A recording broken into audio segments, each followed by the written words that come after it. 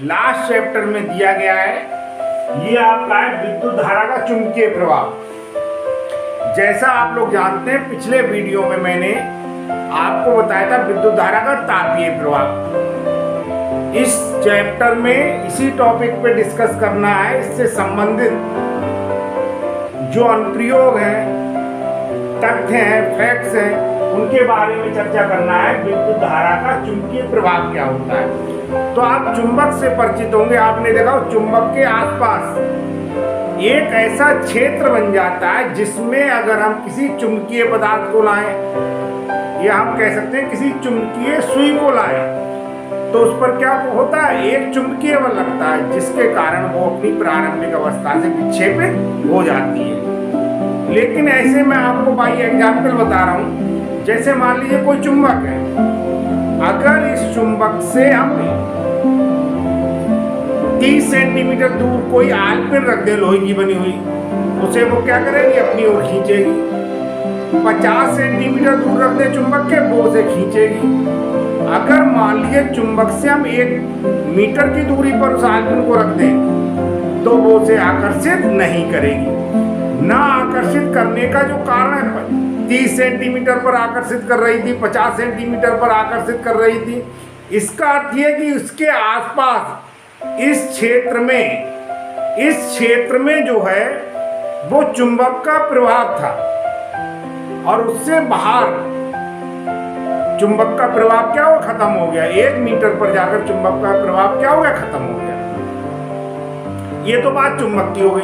अब ऑस्ट्रेड नामक वैज्ञानिक थे, उन्होंने सबसे पहले देखा कि अगर किसी चालक तार में विद्युत धारा प्रवाहित करते हैं, तो विद्युत धारा के प्रवाहित करने पर उसके आसपास भी एक चुंबकीय क्षेत्र उत्पन्न हो जाता है। यह धारावाही चालक एक चुंबक के समान व्यवहार करने लगता है। इसी को विद्युत धारा का क्या कहते हैं, चुंबकीय प्रभाव कहते हैं। तो सबसे पहले ऑस्ट्रेड नामक वैज्ञानिक थे, उन्होंने एक एक्सपेरिमेंट किया, और उस एक्सपेरिमेंट में क्या बताया उन्होंने, देखिए आप।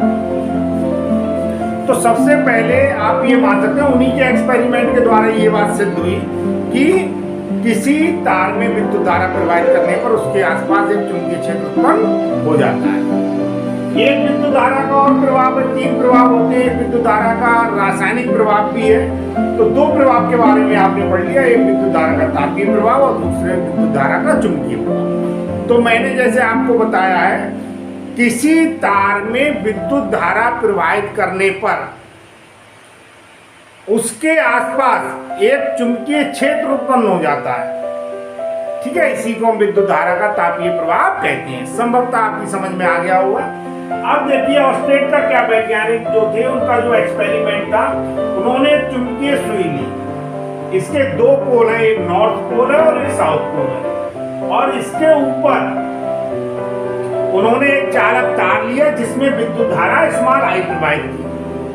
तो उन्होंने देखा इस पर जैसे ही विद्युत धारा प्रवाहित हुई, ये जो चुंबकीय सुई थी वो अपने स्थान से क्या हुई, विक्षेपित हो गई।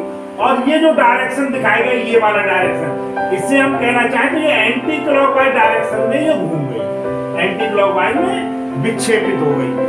तो इसके विक्षेपित होने का कारण ये है कि इसके कारण आसपास क्या हुआ, चुंबकीय क्षेत्र उत्पन्न हो गया।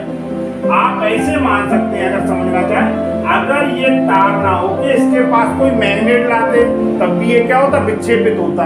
तो जो काम मैग्नेट या चुंबक कर रहा है, वही काम क्या किया, धारावाही चालक तार ने कर दिया। अब अगर इसी चालक तार को ऊपर ना रखकर नीचे रखा, मतलब इस कंपास जो हमारे चुंबकीय सुई है उसको ऊपर ना रखकर हमने क्या रखा, नीचे रखा, तो नीचे रखने पर यह देखा कि जो चुंबकीय सुई है उसके रोटेशन की, विक्षेपित जो हुई, उसके पर घूमने की जो डायरेक्शन है वो पहले से क्या थी, विपरीत थी। अब की ये क्या हुई, अब की ये हुई, हम कह सकते हैं घड़ी के चलने की दिशा में, क्लॉकवाइज डायरेक्शन में घूम जाती है। इसी प्रकार से उन्होंने जब ऊपर बहने वाली धारा की दिशा बदली, तो ये पहले से विपरीत दिशा में घूमी चुंबकीय सुई, और इसी प्रकार से नीचे तार जो रखा हुआ उसमें बहने वाली धारा की दिशा बदली, धारा की दिशा विपरीत कर दी। तो ये पहले से क्या हुआ, अपोजिट डायरेक्शन में घूमा। तो ऑस्ट्रेड नामक वैज्ञानिक ने सबसे पहले विद्युत धारा के चुंबकीय प्रभाव को एक्सपेरिमेंट द्वारा शो किया और इसके फिर कई अनुप्रयोग भी हुए, आप आगे पढ़ेंगे। अगर आपको ये वीडियो पसंद